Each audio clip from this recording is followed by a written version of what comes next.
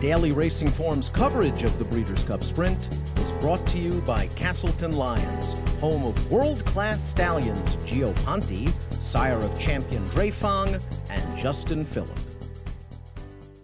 Hi everybody, Dan Illman, Mike Beer with the weekend wrap coverage of the Breeders' Cup Sprint. We are presented by Castleton Lyons, the home of Gio Ponte and Justin Phillip. Gio Ponte, the sire of 2016 Breeders' Cup winner Drefong, who is back for more as the 7-5 favorite in the Breeders' Cup Sprint. We break from the gate in the sprint.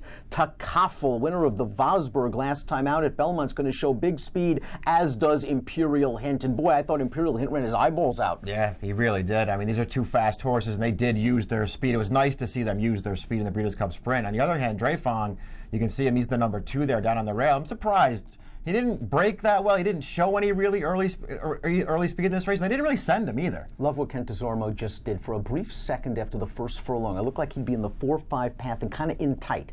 And he niggled on this horse just a little bit to get into the position with Roy H., the number 8 he is in right now. The perfect 3-wide tracking spot. Imperial Hint puts away Takafel, who surprisingly didn't have much fight, even though he was down on perhaps the deeper footing. Yeah. But Roy H. is traveling sweetly. Imperial Hint fights. Roy H. just a little better. Yeah, you're right.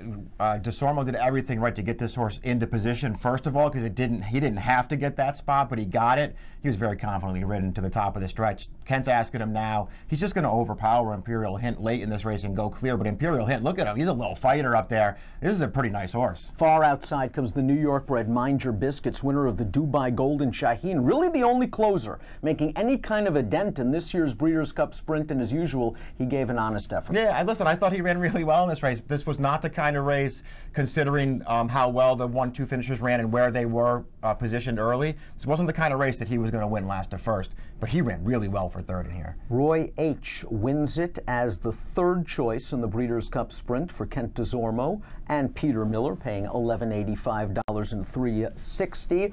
And Roy H. has probably nailed down champion sprinter honors. As we see, he is a son of More Than Ready. His dad was a 3-time Grade 3 stakes winning sprinter. Didn't really matter the surface, turf or dirt, and Roy H. has kind of inherited that because he was a pretty good turf horse before being gelded and switched over to the main track. But boy, what a revelation he has been since Belmont Stakes on. He's been on quite a run the second half of this year, that's for sure.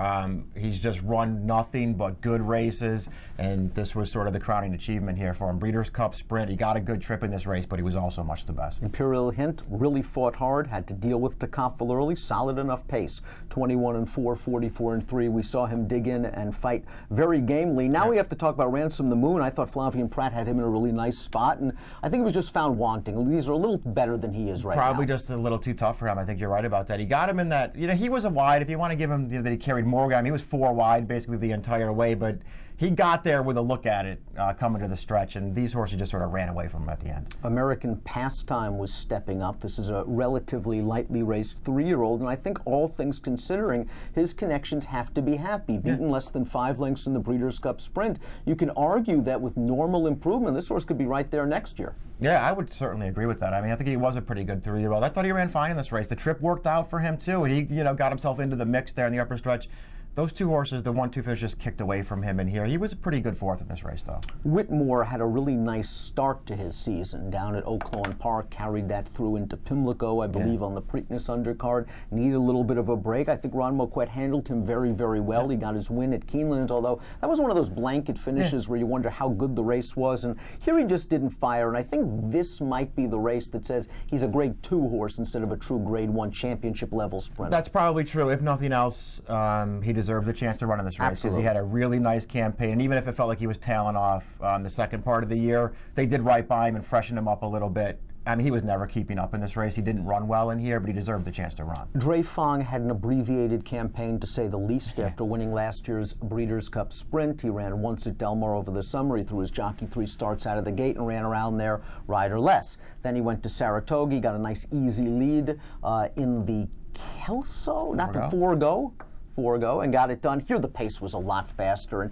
he just didn't seem like he could keep up in the early portion. Mike Smith did what he could do. He got him off the rail at the quarter pole, and Drefong really just didn't show a lot of interest. Yeah, he didn't fire. I mean, whatever the reasoning is, I mean, don't you think it was still a little surprising, whether you liked him or not, and whether you felt like this Breeders' Cup Sprint was going to be a tougher race for him, because there was more speed in the race, and you knew that they were going to use it.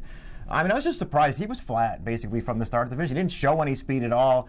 They didn't show any real interest to try and rush him into the race either. And then when they took him clear on the stretch, he didn't fire. Roy H., a 111 Buyer's speed figure, and it's been a pretty strong run for him. We saw him on Belmont Stakes weekend look really good in the True North, a big giant Buyer's speed figure. He came back at Del Mar, was extremely unlucky in the race where Dreyfung dumped the rider, and then Dreyfung carried him all the way out, allowing Ransom the Moon to win. He came right back to win the Grade 1 Santa Anita Sprint and follows it up with a win in the Breeders' Cup Sprint. 111 Buyer for Roy H. in the Breeders' Cup Sprint for Kent DeZormo and Peter Miller.